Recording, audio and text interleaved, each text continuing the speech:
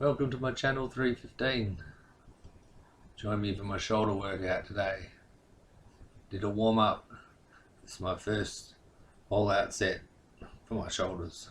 One arm dumbbell press. Last time I did it on a power rack. Should have done it again on the power rack, as it helps greatly in maintaining stability of your spine, so you can ensure that you do the movement absolutely strictly.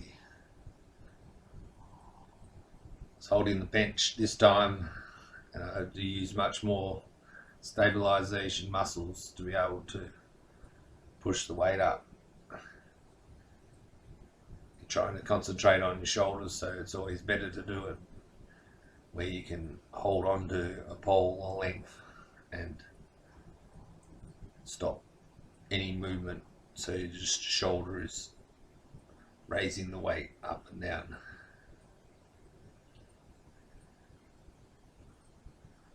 Then perform shrugs. Did one warm-up set, 10 reps of half this weight. Here I'm doing peak contraction at the top, trying to hold it and tense the traps when the most fibers are being used at the top of the movement. And I perform a set for rear delt on the rear delt cable crossover machine. Here I again am pulling peak contraction. This helps increase the intensity, ensures that you don't throw the weight up. You can then concentrate on a slow negative a lot better by performing the peak contraction, and when going to exhaustion you can use it as your last rep as a negative to exhaust the positive portion and then exhaust the negative portion of the movement. Peak contractions, invaluable tool that should be basically utilized in nearly every set of every workout that you do. I know a lot of pros and people in the bodybuilding scene seem to claim they know how to do peak contraction, but I don't believe that many of them really do. They might do it for like 1 or 2 reps in a set, but to make it work properly, Joe Weider's peak contraction principle is invaluable. Here I'm doing the side lateral, tensing at the top. Cable's great, as the most effort can be exerted at the top of the movement, as seen here. Finish the negative. You don't have to worry about doing any partials or descending sets or anything.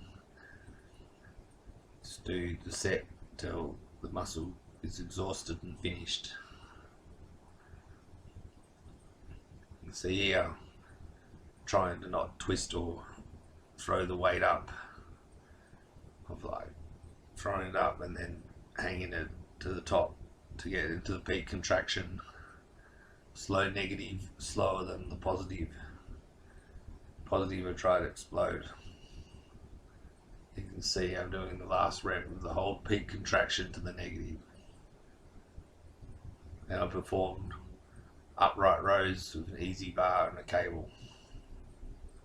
Here I'm again using the peak contraction, target the top of the trap muscles, to run from the base of your neck, back of your head, basically the higher portion of the traps.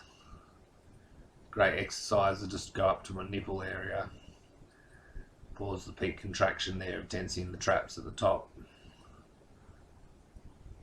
It's a great exercise doing it on the cable, continuous tension from the cable with the peak contraction means that the muscles exhausted sufficiently with an all-out set.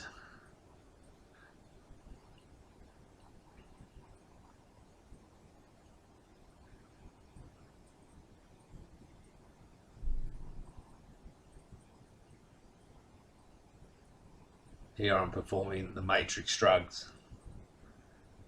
I'll try 5 full range reps to begin the set.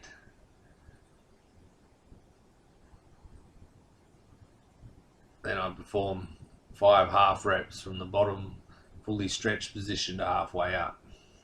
Doesn't look like much because of this movement. With the shrug, you're not really using a lot of range of motion. I'm doing the top partial reps. Then I try as many full range reps as I can to finish the matrix set. Ideally I want to get 5, but I was unable this workout to do that.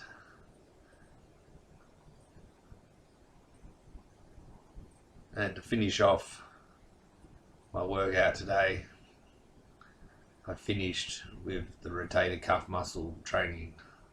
Previous workout, you can look on my collection of videos on YouTube here. You can see the other version of the rotator cuff movement that I do, the cable, but instead of the arm being in the position as it's here, it's in front of my body. It's a great exercise.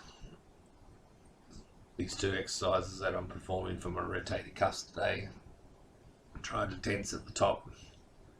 The peak contraction helps pump up the muscle and really works the shoulder blade rotator cuff, because this movement taxes and replicates the actual action of the movement in the body. Heavy weight's not necessary. It's performed strictly. These movements will tax your shoulder blade. You know all about it. They're great to increase the strength balance of your shoulder to the rest of the musculature in the area.